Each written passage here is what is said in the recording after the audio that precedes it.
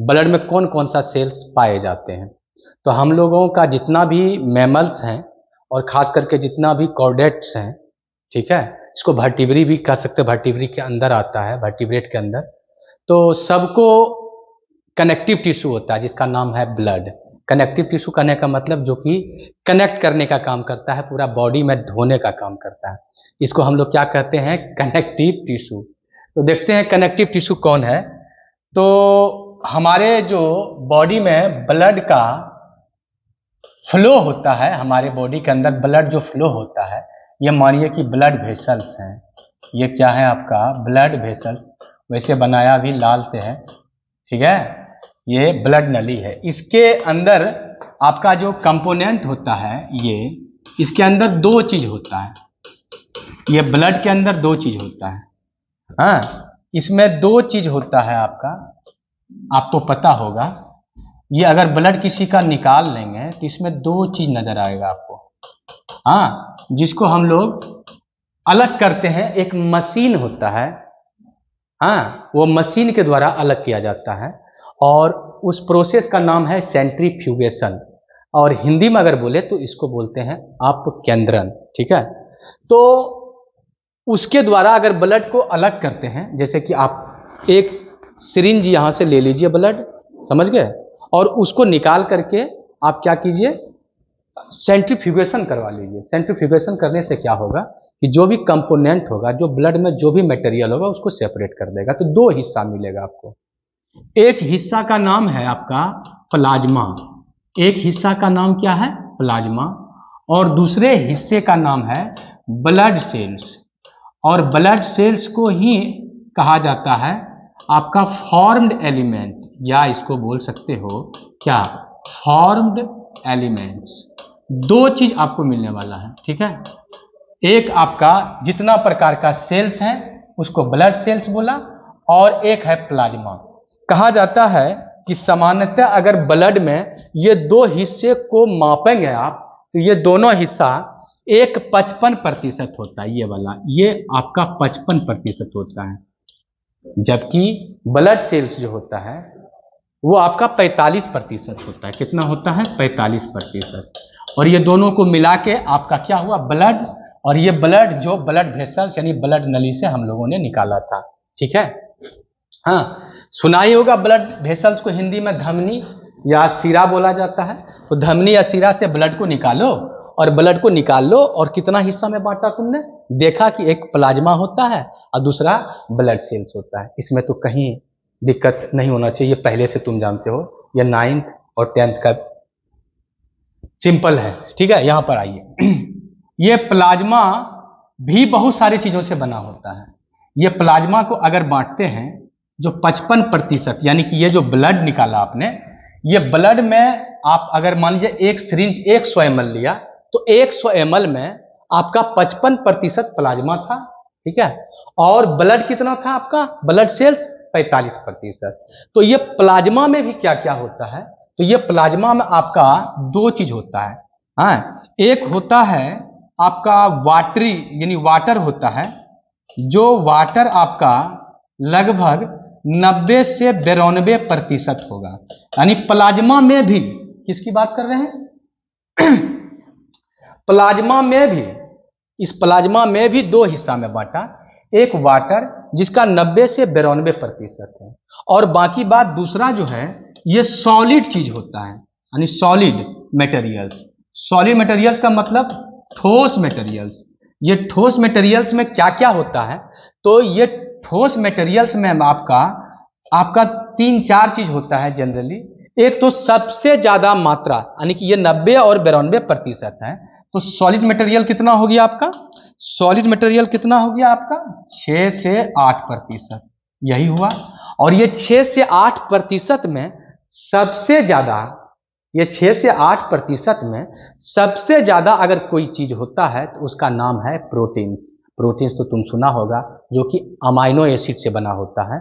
और ये प्रोटीन्स कौन कौन होते हैं ये भी मैं बता दूं, आपका 3 प्रोटीन ज्यादा करके पाया जाता है, एल्बुमिन, ग्लोब्यूलिन और फाइब्रिनोजन। तीनों का काम अलग अलग है। यहाँ पर तो तीन, पहला जो क्या पाया जाएगा आपका, पहला पाया जाएगा प्रोटीन्स। क्या पाया जाएगा आपका, प्रोटीन्स। दूसरा जो आपका पाया जाने वाला चीज है वो है आपका कार्बोहाइड्रेट्स। कार्बोहाइड्रेट्स में आपका जनरली पाया जाता है ग्लूकोज। इसके बाद इसमें और भी पाए जाते हैं छोटे छोटे चीज, जिसको कहते हैं आप एमाइनो एसिड्स, सुना होगा एमाइनो एसिड, जिसको प्रोटीन बनाता है। और भी बहुत सारे हैं, जैसे आपका सोडियम है, पोटेशियम है, कैल्शियम है, मैग्नीशियम भी होता है, H+ होता है, बाइकार्बोनेट होता है, ETC। ये सब आपका आयंस होते हैं जो ब्लड में पाए जाते हैं। हाँ, ग्लूकोज को छोड़ करके, अमाइनो एसिड को छोड़ के। और भी फैट भी होते हैं, जैसे कोलेस्ट्रॉल का नाम सुना है, फैट भी होता है। तो आपका क्या होता है नेक्स्ट, फैट भी कुछ होता है। और वो फैट्स जो होते हैं मेनली कोलेस्ट्रॉल होते हैं और कोलेस्ट्रॉल। और कोलेस्ट्रॉल्स में भी बहुत तरह के कोलेस्ट्रॉल्स होते हैं। हाँ, तो वो तो थोड़ा सा आपका सिलेबस से थोड़ा बाहर है। तो हम लोग यही बात करते हैं जो कंपटीशन के और मेनली और जो आपका इंटर के लेवल का है, जो भी कंपटीशन या मेडिकल या नॉन मेडिकल में जितना आपका सिलेबस दिया हुआ है उस ढंग से आप अगर आप पढ़ें तो कोलेस्ट्रॉल थोड़ा जानना जरूरी है, ये होता है। और प्रोटीन्स, ग्लूकोज, अमाइनो एसिड्स, ठीक है, ये सब आपका पाया गया। सॉलिड मटेरियल्स में कौन कौन थे तो ये आपने देखा।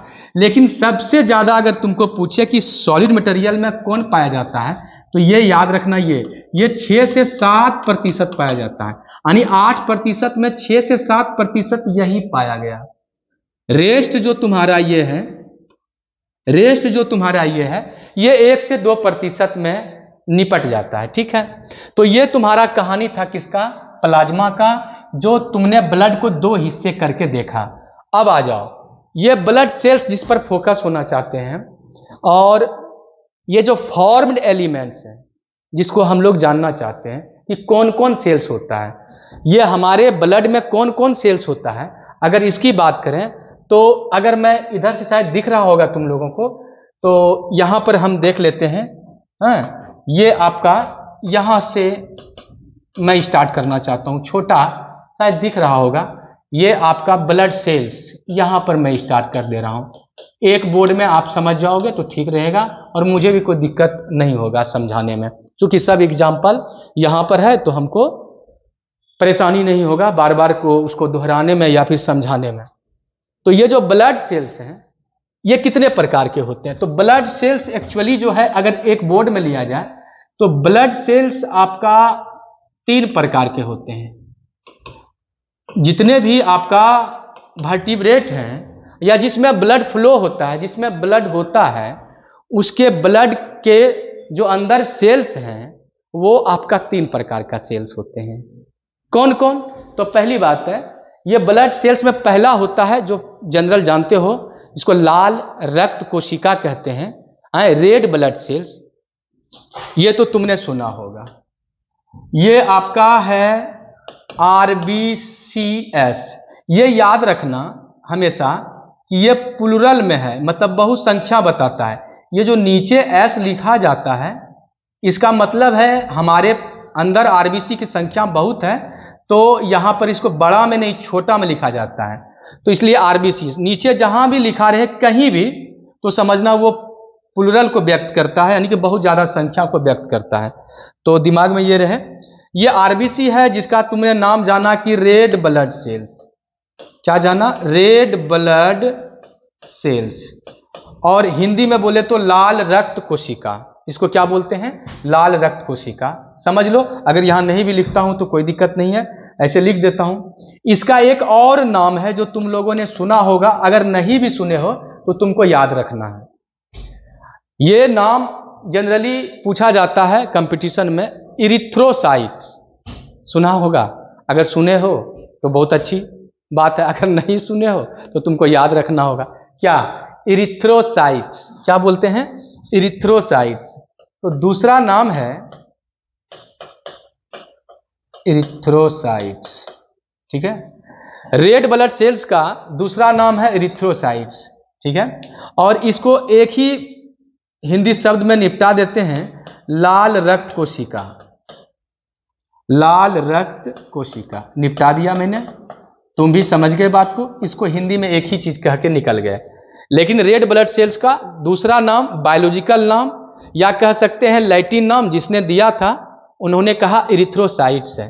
अब अगर आ जाओ यहां पर, यह है तुम्हारा WBC, एस लगा दिया, एस का मतलब प्लूरल हुआ, और ये WBC का मतलब हुआ, जानते ही हो, white blood cells, white blood cells, ठीक है, कोई दिक्कत?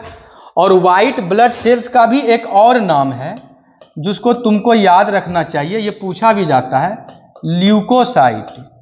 हिंदी में भी ल्यूकोसाइट ही बोलेंगे, लेकिन ये दोनों को अगर कह सकते हो, हिंदी में नाम करना चाहते हो, तो व्हाइट ब्लड सेल्स, ल्यूकोसाइट को तुम एक और नाम दे सकते हो, हाँ, हिंदी में श्वेत रक्त कोशिका। हाँ, ये हम लोग बचपन से पढ़ते हुए आए हुए हैं, श्वेत रक्त कोशिका। अब कहानी किसका आ गया? एक और बचा है जो डेंगू में तुमने सुना होगा कि घटता बढ़ता है, जिसका नाम प्लेटलेट्स है, जिसका नाम प्लेटलेट्स है। वैसे मजाक से हम बोलते रहते हैं, मैं बोलता रहता हूं कि जब प्लेट पर आप लेट जाते हैं तो प्लेटलेट्स कहा जाता है, लेकिन ऐसा है नहीं। ये प्लेटलेट्स जो है, इसको अगर मैं इधर करता हूं तो ये प्लेटलेट्स जो है आपका, ये प्लेटलेट, इसका दूसरा नाम है थ्रोम्बोसाइट। वैसे भी इसका बहुत अच्छा काम है कि जब भी हम लोग का कभी जख्म हो जाता है या कभी कट जाता है, तो कभी अगर कट गया तो आप याद रखेंगे कि कभी कट जाने के बाद होता क्या है कि हमारा ब्लड जमता है, जिसको कहते हैं ब्लड का थक्का होना या ब्लड का जमना कहते हैं। अगर ऐसा ब्लड क्लॉट, जिसको अंग्रेजी में ब्लड क्लॉट कहते हैं, अगर ये ब्लड क्लॉट ना हो, अगर ये ब्लड क्लॉट ना हो तो होगा क्या कि लगातार खून बहते रहेगा और हो सकता है कि ब्लड की कमी के कारण डेथ हो जाए। और वैसे भी इस चीज़ को हम लोगों को पढ़ना है 12th में, तो 12th का सिलेबस अभी नहीं पढ़ा रहे हैं, अब जनरल बेसिक आपका ब्लड की चीज़ पर फोकस हो रहे हैं। तो हीमोफीलिया नाम सुना होगा कहीं ना कहीं। बीमारी ये सामान्य आनुवंशिक बीमारी है, ये आनुवंशिक बीमारी को सुना होगा, हीमोफीलिया। हीमोफीलिया में वही होता है कि ब्लड जमता नहीं है। अगर हल्का सा भी पिन चुभ जाए कहीं भी, ऐसा मैं इशारा यहाँ पे कर रहा हूँ जहाँ पर तुमको मैं दिखा पा रहा हूँ, ठीक है, कहीं भी फेस पे यहाँ पे हल्का भी पिन चुभ जाए और लगातार खून बहते रहे, और वो खून तब तक बहते रहे जब तक कि बाहर से आप कोई चीज़, हाँ, या मेडिसिन नहीं लेते हैं कि ब्लड का थक्का बन जाए या रुक जाए। हाँ, यानी समझिए इतना ही कि हमारे ब्लड में मतलब कि थक्का बनने वाला जो कारक होता है उसका कमी हो जाता है, तो उसको हीमोफीलिया कहते हैं। हीमोफीलिया एक बीमारी है, तो उसमें ये ब्लड नहीं जमता, ब्लड का थक्का नहीं बनता। वो पढ़ना आपको बाद में है। यहाँ पर पढ़ना बता रहे हैं कि ब्लड को जमने के लिए बहुत सारा कारक चाहिए। वैसे 12 कारक चाहिए ब्लड को जमाने के लिए। जैसे आपको कोई सुई चुभा दे, ठीक है, और वो ब्लड निकलने लगा, तो इसको अंदर से जाम करने के लिए, हाँ, तो आपको 12 कारक की जरूरत होती है। उसमें से एक कारक जो है ना आपका, ये बनाता है प्रोटीन के रूप में, जिसका नाम आपका यहाँ पे प्लेटलेट्स है। ये प्लेटलेट्स कारक बनाने का काम करता है। इसके अंदर कुछ कारक बनते हैं एक दो, जो कि ब्लड को जमाने का काम करता है। यानी प्लेटलेट्स अगर ना हो बॉडी में तो क्या होगा? निश्चित रूप से ब्लड क्या होगा आपका, नहीं जमेगा और लगातार बहते रहेगा। इसका दूसरा नाम है थ्रोम्बोसाइट, क्योंकि इसमें थ्रोम्बोसाइट इसलिए कहते हैं कि इसमें कुछ प्रोटीन बनता है जो थ्रोम्बो से रिलेटेड है। तो यहां पर आप आ जाओ, इसको कहते हैं थ्रोम्बोसाइट, इसको बोलते हैं थ्रोम्बोसाइट। हिंदी में भी थ्रोम्बोसाइट कहते हैं, और प्योर हिंदी तो इसके दिमाग में मेरे पास यही रहता है, प्लेटलेट्स। क्योंकि आए दिन भी आप देखे होंगे कि डेंगू जो हो, हम लोग के इर्द गिर्द डेंगू होता है, तो हम लोग कहते हैं कि प्लेटलेट की संख्या घट रहा है, और वैसे भी प्लेटलेट की संख्या घटता है। तुमको पता है कि प्लेटलेट की संख्या कितना होता है? ये एक सामान्य व्यक्ति में, एक हेल्दी व्यक्ति में अगर इसकी मात्रा देखा जाए तो 1 मिलीमीटर क्यूब में 1.5 लाख से 3.5 लाख होता है। ये अकॉर्डिंग टू NCERT लिखा है। और अदर बुक अगर देखेंगे, हायर बुक, तो उसमें लिखा हुआ है किसी में 1.5 लाख से 4 लाख, किसी में लिखा है आपका 1.5 लाख से 3 लाख भी लिखा है, तो वो चलते रहेगा, वो मेडिकल का सोर्स है एक तरह से कह सकते हो। लेकिन आप 1.5 लाख से 3.5 लाख याद रखिए, इसका वैल्यू ठीक है होता है। 1.5 लाख से अगर कम हो तो दिक्कत होता है। फिर इसको बाद में हम डिस्कस करेंगे ही। यहां पर हमने क्या देखा कि ब्लड सेल्स कितने प्रकार के, 3 प्रकार के। एक का नाम क्या पढ़ा, आरबीसी। दूसरे का नाम हम लोगों ने क्या देखा, डब्ल्यूबीसी। तीसरे का नाम क्या देखा, प्लेटलेट्स। ये जो आरबीसी है, ये आरबीसी जो है इसका दूसरा नाम है इरिथ्रोसाइट्स, और हिंदी में तो लाल रक्त कोशिका कहते हैं, इसमें कोई कंफ्यूजन रहा भी नहीं। डब्ल्यूबीसी जो कहते हैं व्हाइट ब्लड सेल्स, यही है ना, हाँ, इसको ल्यूकोसाइट भी कहा जाता है, ल्यूकोसाइट श्वेत रक्त कोशिका, याद रहे। अभी तीनों का फंक्शन में एक फंक्शन तो मैंने प्लेटलेट का बताया, ठीक है, कि ये क्या काम करता है, ब्लड को थक्का बनाने का काम करता है शरीर में, ठीक है, और भी बहुत सारे काम है, ठीक है, लेकिन मेन काम यही है। आरबीसी क्या करता है तो याद रखना, आरबीसी के अंदर जो है, आरबीसी के अंदर हीमोग्लोबिन होता है, और हीमोग्लोबिन क्या करता है आपका, मैं बोर्ड को उस पार ले जा रहा हूं, ठीक है, अगर आप लोगों को कुछ लेना है इसमें तो स्क्रीनशॉट ले लेंगे और या फिर देख लेंगे, और मैं बोर्ड को अब जो है ना उस पार ले जा रहा हूं, मतलब कि बोर्ड चेंज कर रहा हूं, ठीक है।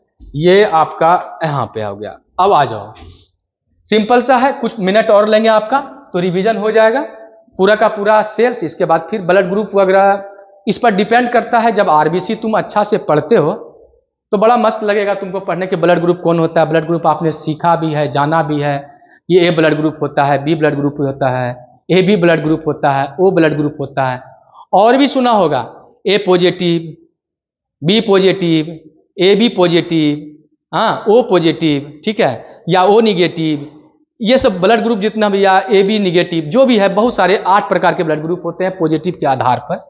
किसको कौन दे सकता है ब्लड ग्रुप, किससे आप ब्लड ले सकते हो, किसको दे सकते हो, थोड़ा सा बेसिक आइडिया अगर आरबीसी के बारे में जान जाए तो इस पर जो भी एंटीजन होगा उसको भी तुम अच्छी तरह समझ जाओगे, तो ब्लड ग्रुप में भी कोई दिक्कत नहीं होगा। और ब्लड ग्रुप आपको सब जगह पढ़ना है, नहीं भी पढ़ना है तो जनरल लाइफ में जानना है।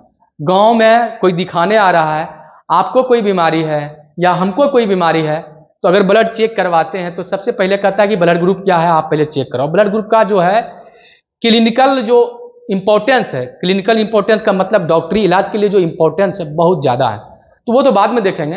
पहले हमने आपको यहाँ क्या कहा कि आरबीसी का क्या काम है। आ जाओ बाबा, यहाँ पर देख लो आरबीसी का क्या काम है। आरबीसी का एक ही काम है, ऑक्सीजन को ढोना। आरबीसी के अंदर, ये आरबीसी अगर मान लें, ये आरबीसी को पता है तुमको कि इसका डायमीटर कितना होता है? ये 11th का आपका 8वां चैप्टर में ही पढ़ना था पुराने सिलेबस के अनुसार। नए सिलेबस के अनुसार तो मुझे पता नहीं, 2-3 चैप्टर घट गया है तो और पीछे चल जाएंगे हम।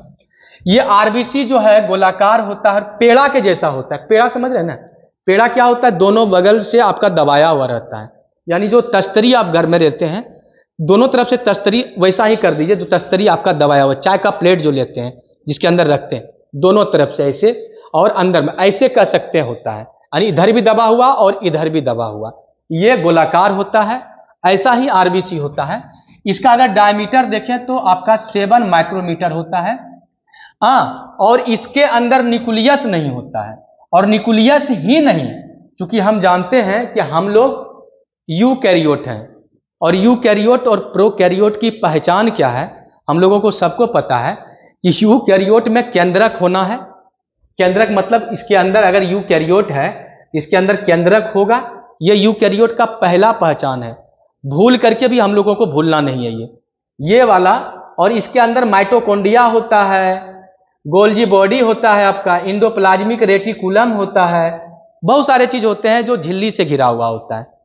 सच बात तो यह है कि इसमें ऐसा कुछ नहीं होता है। हम लोग के आरबीसी जो मैच्योर आरबीसी है पूरा का पूरा खाली होता है, इसके अंदर बहुत बड़ा फिजियोलॉजी है। लेकिन सबसे बड़ी बात यह है, यह जानना है कि इसके अंदर न्यूक्लियस नहीं होता, याद रख लेना है। जितना भी मैमल्स है, मोस्ट ऑफ द मैमल्स, जितने स्तनधारी प्राणी हैं सबका ये जो आरबीसी होता है ये बायकॉन्केव होता है। बायकॉन्केव का मतलब फिजिक्स में पढ़ा होगा कि ये दबा हुआ होता है, दोनों तरफ से दबा हुआ होता है और गोलाकार होता है। इसका डायमीटर कितना होता है? 7 माइक्रोमीटर। और इसमें न्यूक्लियस नहीं होता, ये जरूर याद रखना। और माइटोकॉन्ड्रिया, गोल्जी बॉडी, जितना भी झिल्ली से घिरा हुआ है, कोई भी स्ट्रक्चर नहीं होता है इसके पास। होता क्या है इसके अंदर? तो हम लोग जानते हैं कि इसका मेन काम है ऑक्सीजन को ढोना, यानी जो हम सांस लेते हैं फेफड़े तक पहुंचाते हैं, और वो फेफड़ा में जो ऑक्सीजन है वो खींच करके आरबीसी पूरा बॉडी को पहुंचाता है, ट्रांसपोर्ट करता है। तो इसके अंदर ऑक्सीजन को ढोने वाला कोई तो है, वो पिगमेंट होता है जिसका नाम है हीमोग्लोबिन। हम लोगों को आश्चर्य होगा, मैंने कहीं पढ़ा था कि इसमें एक आरबीसी में लगभग 25 से 26 लाख हीमोग्लोबिन होता है एक आरबीसी में। भाई ये डेटा याद नहीं रखना है, मुझे भूल से याद रह गया, या तो तुम बोलो कि गलत याद रह गया, लेकिन रहता है इसमें 20 से 25 लाख क्या आरबीसी में हीमोग्लोबिन। तो वो न्यूक्लियस नहीं था, इसमें आपका माइटोकॉन्ड्रिया नहीं है। ये सब नहीं होने का एक ही वजह है कि जितना खाली स्थान रहेगा उतना ही हीमोग्लोबिन रहेगा, और जितना हीमोग्लोबिन रहेगा इसमें उतना ही ऑक्सीजन इसमें ढोया जाएगा। तो ये ऑक्सीजन ढोता है, सीधी सी बात। आरबीसी क्या करता है? ऑक्सीजन को कैरी करता है। आरबीसी के अंदर कौन सा पिगमेंट होता है? तो आपका होता है, बोलिए, हीमोग्लोबिन पिगमेंट होता है। ये रेस्पिरेटरी पिगमेंट है, श्वसनीय पिगमेंट है, रेस्पिरेटरी पिगमेंट है। ठीक है, हो गया, समझ गए बात को? अब सवाल है कि एक हीमोग्लोबिन कितना ऑक्सीजन को ढोता है, एक हीमोग्लोबिन कितना ऑक्सीजन से जुटता है? तो याद रखेंगे कि एक हीमोग्लोबिन आपका 4 ऑक्सीजन से जुटता है, और एक हीमोग्लोबिन किससे बना होता है? तो 4 चेन से बना होता है, 2 अल्फा चेन तथा 2 बीटा चेन। ये याद रखेंगे जीके जीएस के लिए, वैसे भी आपको पढ़ना भी है। एक हीमोग्लोबिन में 4 ऑक्सीजन हुआ जी, एक हीमोग्लोबिन में 2 अल्फा 2 बीटा है जी, और बाबा एक हीमोग्लोबिन में 4 आयरन भी होते हैं। ये भी याद रख, 4 जगह आयरन होते हैं। ये 4 का सिंबल याद रखिएगा, ठीक है। और ये आरबीसी के अंदर बहुत ज्यादा मात्रा में होता है हीमोग्लोबिन, जिसका काम है ऑक्सीजन से जुड़ना, जो कि ऑक्सी हीमोग्लोबिन बनाता है। क्या बनाता है? Oxy haemoglobin. शॉर्टकट कहें तो ये आरबीसी का एक ही काम है, क्या करना बोलिए तो? Carry oxygen. क्या करना? Carry oxygen to tissues. Tissues का मतलब है डिफरेंट पार्ट का जो ऊतक है उसके पास ये क्या पहुंचाता है आपका? ये पहुंचाता है आपका ऑक्सीजन। अब बात आ जाइए ये तो आरबीसी की कहानी था। अब डब्ल्यूबीसी की कहानी, तो डब्ल्यूबीसी कहानी थोड़ा बहुत लंबा है, हाँ, और मैं ज़्यादा लंबा वीडियो नहीं बनाना चाहता हूँ ताकि देख सकें। बहुत लोग शिकायत करता है कभी कभी कि 1.5 घंटा का बना देते हैं। नहीं भैया, 1.5 घंटा का बनाते नहीं है वीडियो, जब मौका मिलता है तो आप लोगों से बात करने के लिए थोड़ा बहुत कर लेते हैं। ओके, तो तब तक इसको देख के रखेंगे, रिवाइज करके रखेंगे, पढ़ के रखेंगे। इसके बाद नहीं समझ में आएंगे तो बोलिएगा, फिर से करेंगे। Okay, bye.